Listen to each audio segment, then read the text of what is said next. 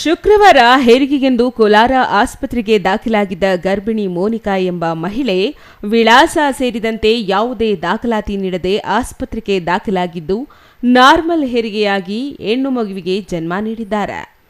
ಕುಟುಂಬದ ಮದುವೆಗೆ ಬಂದಿದ್ದ ವೇಳೆ ಹೆರಿಗೆ ನೋವು ಕಾಣಿಸಿಕೊಂಡಿದ್ದು ತುರ್ತಾಗಿ ಆಸ್ಪತ್ರೆಗೆ ದಾಖಲಾಗಿರುವುದಾಗಿ ಹೇಳಿದ ಗರ್ಭಿಣಿ ಮೋನಿಕಾ ಆಸ್ಪತ್ರೆಗೆ ದಾಖಲಾಗಿ ಹೆರಿಗೆ ಮಾಡಿಸಿಕೊಂಡಿದ್ದಾರೆ. ಮಾನವೀಯತೆ ದೃಷ್ಟಿಯಿಂದ ಆಸ್ಪತ್ರೆಯವರು ದಾಖಲೆ ಮತ್ತಿತರ ಫಾರ್ಮಾಲಿಟೀಸ್ ನೋಡದೆ ಹೆರಿಗೆ ಮಾಡಿದ್ದಾರೆ.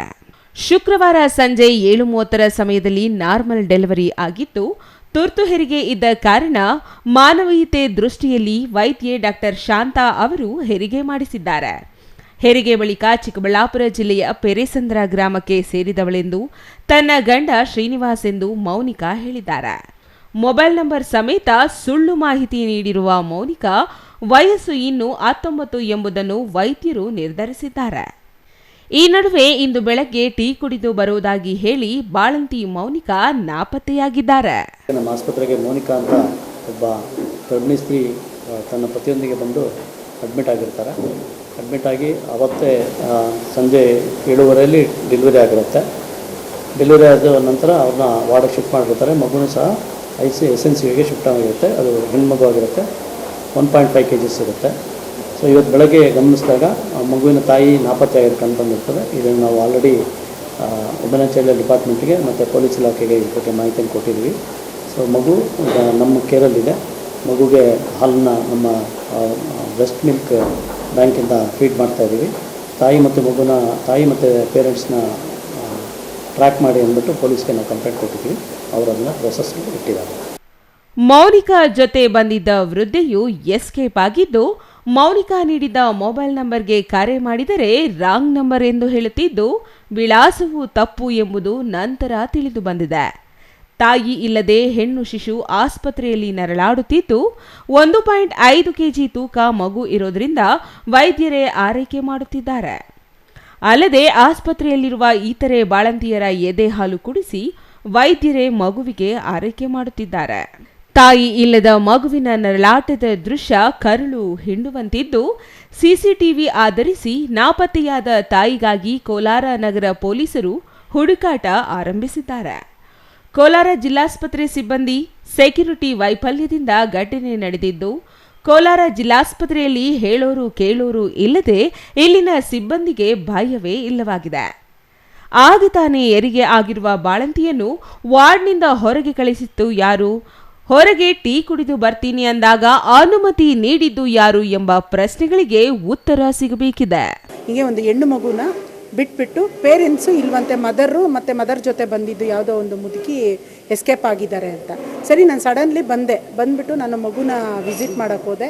ಅಲ್ಲಿ ನಾನು ಏನೋ ಯಾರ್ದಮ್ಮ ಇದು ಮಗು ಏನು ಅಂತ ಎಲ್ಲ ಕೇಳಿದ್ದಕ್ಕೆ ಸಿಸ್ಟರ್ಸು ಮೋನಿಕಾ ಅಂತ ಪೆರೇಸಂದ್ರ ಚಿಕ್ಕಬಳ್ಳಾಪುರ ಡಿಸ್ಟಿಕ್ಕು, ನೈಟ್ ಬಂದು 7:30 ಡೆಲಿವರಿ ಆಗಿದೆ.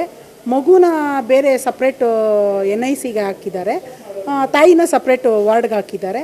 ಬೆಳಗಿನ ಜಾವ 5-6 ಗಂಟೆಗೆ ತಾಯಿ ಎಸ್ಕೇಪ್ ಆಗಿದ್ದಾರೆ ಅಂತ ಹೇಳಿದ್ರು ನನಗೆ. ಸರಿನಮ್ಮ, ಅದೊಂದು ನನ್ನ ನೋಡಿ ಸರ್ ಇದನ್ನು ಕೊಡು ಅಂತ ಕೇಳಿದೆ. ಇದನ್ನು ಕೊಡು ಅಂತ ಕೇಳಿದ್ದಕ್ಕೆ ಒಂದು ದಾಖಲೆ ಬೇಕಮ್ಮ ನನಗೆ ಕೊಡು ಅಂತ ಹೇಳಿದಕ್ಕೆ, ಇಲ್ಲ ನಾವು DS ಅವ್ರನ್ನ ಕೇಳಿ ನಾವು ಕೊಡ್ತೀವಿ ಅಂತ ಹೇಳಿದ್ರು. ಮಗು ಆ ಹುಡುಗಿ ಏಜ್ ನೋಡಿದ್ರೆ 19 ವರ್ಷ ಏಜ್ ಆಗಿದೆ. ನಾನೇ ಮೇಡಮ್ 7:30 ಡೆಲಿವರಿ ಮಾಡಿದೆ. ನಾನು ಕರ್ಕೊಂಡು ಹೋಗೋಷ್ಟೊತ್ತಿಗೆ ಡೆಲಿವರಿ ಆಗೋಯಿತು, ನಾರ್ಮಲ್ ಡೆಲಿವರಿ ಆಯಿತು. ಮಗು 1.5 kg ಇತ್ತು. ಅದಕ್ಕೆ ನಾನು ಮಗುನ ಸಪ್ರೇಟು ತಾಯಿನ ಸಪ್ರೇಟ್ ಮಾಡಿದೆ. ಇನ್ವೆಸ್ಟಿಗೇಷನ್ನು ಬಟ್ ಇನ್ವೆಸ್ಟಿಗೇಷನ್ ನಡೆದಿಲ್ಲ. ಇಷ್ಟಿಗೆ ನಿಮಗೂ ಗೊತ್ತಿದೆ ಸರ್ ಮೀಡಿಯಾದವ್ರಿಗೆ, 6 ದಿವಸದಲ್ಲೋ 5 ದಿವಸ ಹಿಂದೆನೇ ಒಂದು ಮಗು ಮಾರಾಟಕ್ಕೆ ಅಂತ. ಬಟ್ ಅದು ಇನ್ವೆಸ್ಟಿಗೇಷನ್ ನಡೆದಿದೆಯಾ? ಅದು ಇನ್ವೆಸ್ಟಿಗೇಷನ್ ನಡೆದಿಲ್ಲ.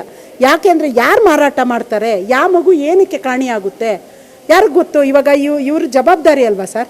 ಇವ್ರ ಜವಾಬ್ದಾರಿ ಇರಬೇಕಲ್ಲ. ಒಬ್ಬ ತಾಯಿ ಹೆಂಗಾದರೂ ಎಸ್ಕೇಪ್ ಆಗ್ಬೋದು, ಮಗುನ ಬೇರೆ ಯಾರಾದರೂ ಎಸ್ಕೇಪ್ ಮಾಡ್ಬೋದು, ಮಗುನ ಯಾರಾದರೂ ಮಾರಾಟ ಮಾಡ್ಬೋದು, ತಾಯಿನ ಯಾರಾದರೂ ಕರ್ಕೊಂಡು ಹೋಗ್ಬೋದು. ಇಲ್ಲಿನ ವ್ಯವಸ್ಥೆ ಇದೇನಾ? SNR ವ್ಯವಸ್ಥೆ ಇದೇನಾ? ಯಾರ ಜವಾಬ್ದಾರಿ ಇಲ್ಲಿಗೆ? DS ಅವ್ರನ್ನ ಕೇಳಿದ್ರೆ ನನಗೇನು ಮಾಹಿತಿ ಗೊತ್ತಿಲ್ಲ, ನನಗೇನು ಗೊತ್ತಿಲ್ಲ ಅಂತಾರೆ. ಏನಾದರೂ ಕೇಳಿ ನನಗೇನು ಗೊತ್ತಿಲ್ಲ ಅಂತಾರೆ. ಇನ್ನು ಇದೇ ಜಿಲ್ಲಾಸ್ಪತ್ರೆಯಲ್ಲಿ ಕಳೆದ ಮಂಗಳವಾರ ಮಗು ಬಿಟ್ಟು ದಂಪತಿ ನಾಪತ್ತೆಯಾದ ಘಟನೆ ನಡೆದಿತ್ತು. ಸುಳ್ಳು ಮಾಹಿತಿ ನೀಡಿ KGF ಮೂಲದ ದಂಪತಿ ಎಸ್ಕೇಪ್ ಆಗಿದ್ದರು. ಮಗು ಆರೈಕೆಗೆಂದು ಸುಳ್ಳು ಮಾಹಿತಿ ನೀಡಿ ಮಗುವನ್ನು ದಾಖಲಾತಿ ಮಾಡಿದ್ದ ರಮೇಶ್ ಅನ್ನೋ ವ್ಯಕ್ತಿ ಪರಾರಿಯಾಗಿದ್ದ. ತಾಯಿ ಪತ್ತೆ ಮಾಡಿ ವಿಚಾರಿಸಿದಾಗ ನನಗೆ ಮಗು ಬೇಡ ಅಂತ ತಾಯಿ ಮಗುವನ್ನು ಬಿಟ್ಟು ಹೋಗಿದ್ದಳು. ಸದ್ಯ ಆ ಮಗು ಸಹ ಜಿಲ್ಲಾಸ್ಪತ್ರೆಯಲ್ಲಿ ಚಿಕಿತ್ಸೆ ಪಡೆಯುತ್ತಿದ್ದು ಮಕ್ಕಳ ಘಟಕಕ್ಕೆ ವರ್ಗಾವಣೆ ಮಾಡಲಾಗಿದೆ. ಈ ಘಟನೆ ಮಾಸುವ ಮುನ್ನವೇ ಜಿಲ್ಲಾಸ್ಪತ್ರೆಯಲ್ಲಿ ಮತ್ತೊಂದು ಬೇಜವಾಬ್ದಾರಿ ಘಟನೆ ಬಹಿರಂಗವಾಗಿದೆ. Chandrashekar, CTV news, Kolar.